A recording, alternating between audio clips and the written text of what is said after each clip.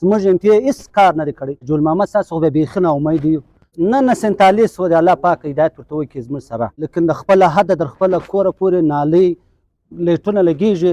په تمام وارډ نمبر 40 کې د کوم علاقه د جول محمد صاحب د یو کار نه دی سوی، څوک به په تصدیق نه راوسی، لیکن د ده فنډ په برشور کې استعمالیږي. یا 45 والا خو نه شو، زموږ کینیډیټ د شورید صاحب ورسره اوس سم ریکارډ پروت دی، ښه کار یې وکړي.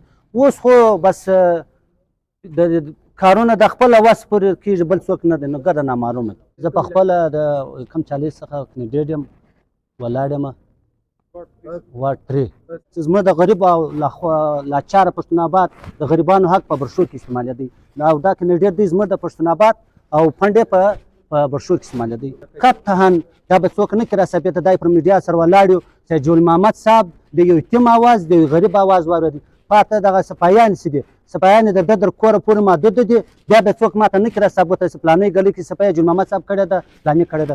دغه بلیتین خبات ورکاو دی، دا د ده کار دی، لیکن د ده خلک لګیا دي، سپایي والا د ده سره کنیټ دی چې موږ ورته وایي فلانۍ ګلۍ سپایي وکړه، وایي جول محمد صاحب خلک درست دي.